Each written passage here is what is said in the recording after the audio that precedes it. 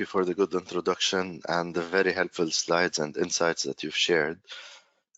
I'll take you through a digitized FP&A and the objective of our digitalization that we're going into an FP&A. And to me, the main objective can be under three pillars. The first pillar being maximizing value. And by maximizing value, we want to ensure that our team have the right tools for them to be cost efficient and for them to maximize ROI. And the second pillar, it's about gaining leadership. And it's very important to stand out ahead of other players, whether it's globally or locally, by improving the quality of our leads that we receive.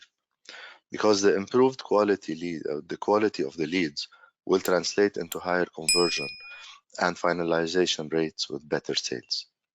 The last pillar and the last objective is enhance business partnering. By enhancing business partnering, we will cultivate the one-to-one customer experience while using robust ideas, and we maximize our timely deliverables for the real-time plans. In the next slide, we will go through the challenges. There are several challenges that we face currently in the FP&A world. We start with a huge database. This can pose a very big threat, as this is a huge range of data that we receive, and most of these data can be unreliable. A lot of the data has there's a gap in quality between the different types of data. And due to the huge amount, process takes a lot of time. So we end up having slow process, long queues, and long queuing in our systems. This all leads to redundant tasks where time has been spent by our staff on tasks that are not really added value to the whole operation. Finally, one of the biggest challenges is that different stakeholders require different inputs.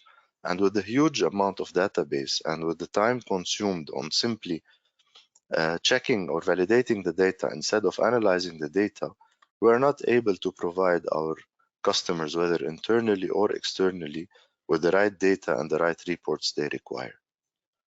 Which brings us into the second slide. And why do we need to adapt AI? And the starting point for us was to improve the volume forecast, where we have, as I mentioned earlier, the huge amount of online leads, of which historically we only managed to have 0.5% of all these leads to be closed successfully. This also caused a multifaceted inefficiency. We were inefficient on time, we were inefficient on energy, of our staff energy, we were inefficient on the systems because we were using a lot of our systems and we're overriding our systems. That led to system congestion, and definitely after all this efficiency, we have a huge inefficiency in cost. And since the ability to accurately forecast volume is the basis of a solid analysis and decision making, we had to find a solution that filters the huge amount of leads and categorizes them into different segments. In the next slide, I will explain the AI application that we have used filters these leads with advanced algorithm, taking into consideration three main factors. The first factor is demographics.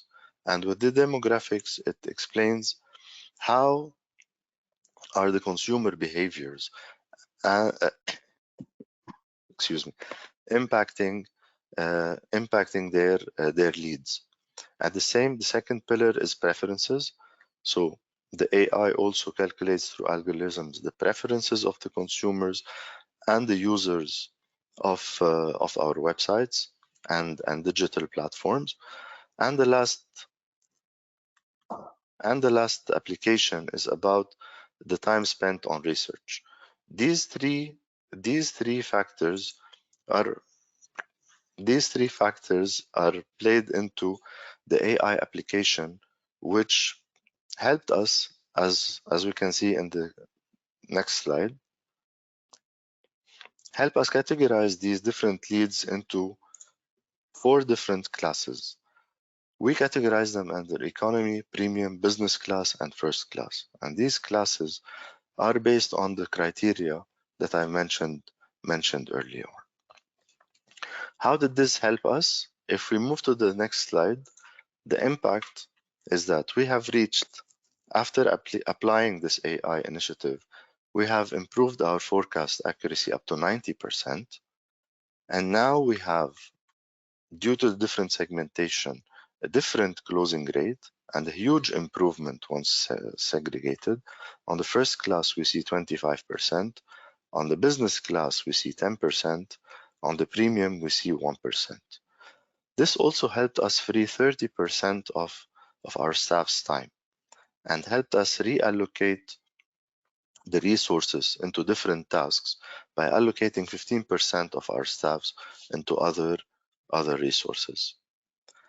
This brings me to the conclusion of my presentation. Thank you very much.